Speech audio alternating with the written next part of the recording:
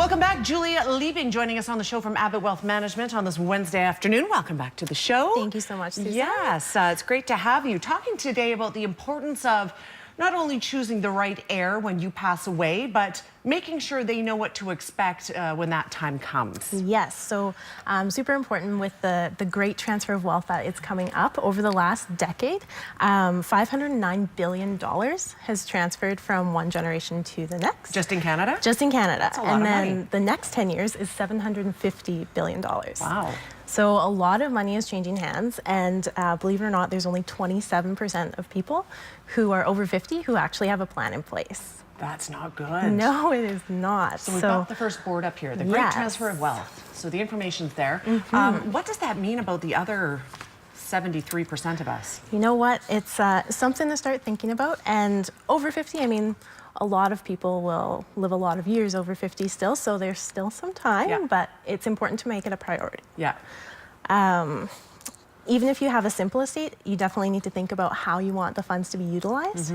And if you need to place any restrictions on how your heirs will utilize those funds.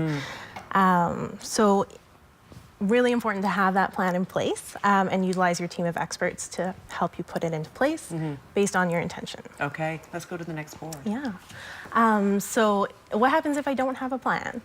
If you don't have a plan, the legacy that you intend to leave behind might be affected, being eaten up by fees and taxes.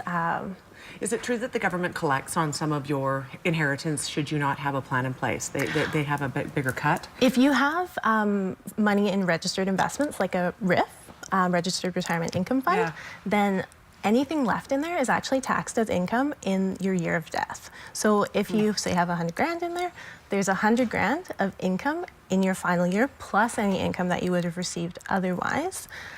So that's quite a substantial amount of money, because then you bumped into the highest tax bracket. Sure. So probably 40 grand going to taxes. And that should be going to your child or whoever, should, right? So yes. Something to think about for sure. Definitely.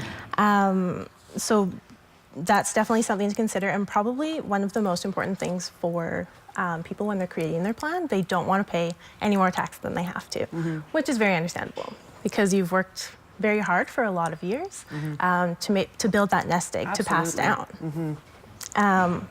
Another thing with making that plan is that you don't want your heirs to be negatively affected by receiving that money and not having the plan in place. So something that's really common, especially for younger inheritors, is that they'll blow through the money right away. They get it all at once, and they think, you know what, I need a new vehicle, I need a quad, I need a boat, and suddenly all of that money is gone. So it's, especially because you've worked so hard for so many years to build that nest egg, you want to make sure that they're using it for self-improvement.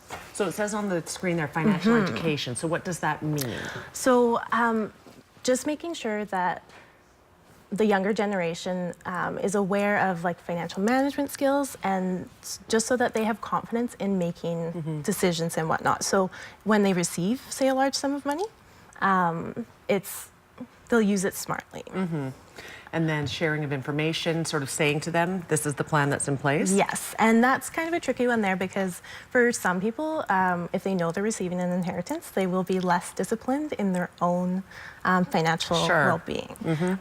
So a tricky one, and it's really, you have to judge that based on your own scenario and whatnot. Everybody's different, right? Yeah. And then wills and trusts. Does this mean the way you allocate the funding?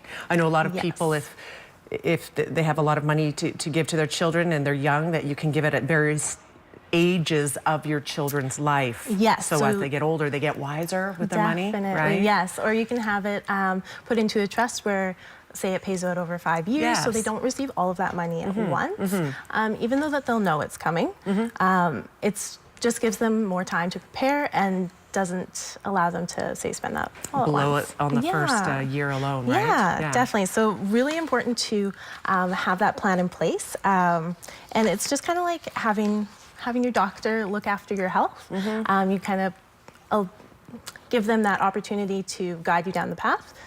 It's just your financial health that you need to consider. Absolutely. yeah, and just really utilizing your team of professionals. Absolutely, and that's what you can find at Abbott Wealth. Julia, thank you for being here today. Thank you for having me, Great Susan. topic, yes. If it's something you're thinking about, you're over 50, you haven't really committed to what your plan is, should you pass away or for whenever that time happens, right? AbbottWealth.com, you can certainly contact them, get your plan in place. We're back in 2 minutes. Stay with us.